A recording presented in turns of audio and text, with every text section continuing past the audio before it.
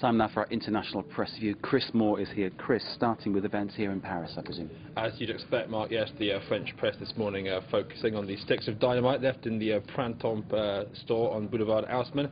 AFP news agency, of course, getting a warning letter there saying that France could expect worse if it didn't get its troops out of Afghanistan by February.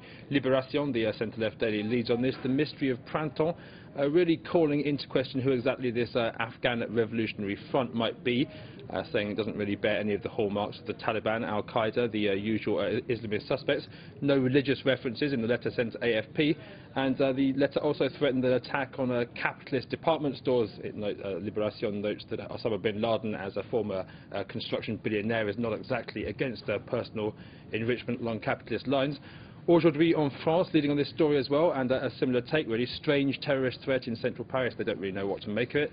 They have a panel of experts there, none of whom have heard of the Afghan Revolutionary Front, most of whom say that this letter was probably written by a French person, and say that the idea of a warning letter at all is obviously not really the normal modus operandi of Al-Qaeda, suggesting that this could have come from an extreme left group or maybe Afghan communists resident in France.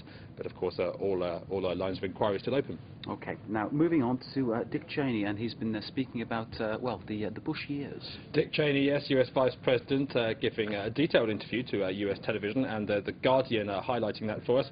I think we've done pretty well, is Cheney's version on his and Bush's 8 years at the top. Invading Iraq, he says, was the right thing to do. Guantanamo Bay was necessary, and he defends wiretapping and waterboarding, which he said is perfectly okay and not torture at all. It's a pretty unrepentant interview from Dick Cheney, as you'd expect from one of the most divisive figures in recent US politics. And of course, a contrast to what George Bush has been saying recently, obviously not saying sorry for Iraq, but saying sorry for perhaps the way it was done. I like that one. Waterboarding's okay. You know, imagine. Not his exact words. I hate well, to add, it's just amazing that he certainly defended it. Someone who's supposed to be intelligent and accountable can come up with such, well, twaddle. That's my thoughts, not France Van Cat's thoughts. Next, Chris. Yes, George Bush, we were talking about him just now, of course, the victim of a soon-to-be legendary, well, already legendary really, shoe attack in Baghdad. The Times of India has more on this story. A Saudi businessman apparently putting up $10 million to try and buy the shoe in question.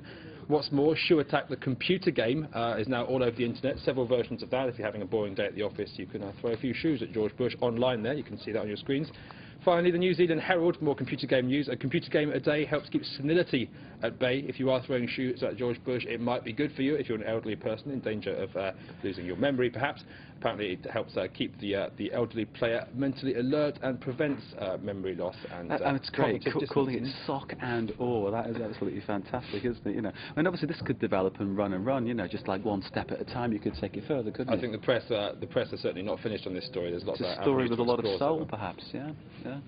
Anyway, I don't even want to comment on that. There are uppers and downers to all sides of this one completely. Chris, thank you for that one. Obviously, this shoe story about Bush is set to continue, I'm sure. There you go. Anything else for us, or is that the wrap? I think we should lace it up now. Okay, I love it. Thank you very much. That was our international press review. You're watching France Van Cat. Stay with us.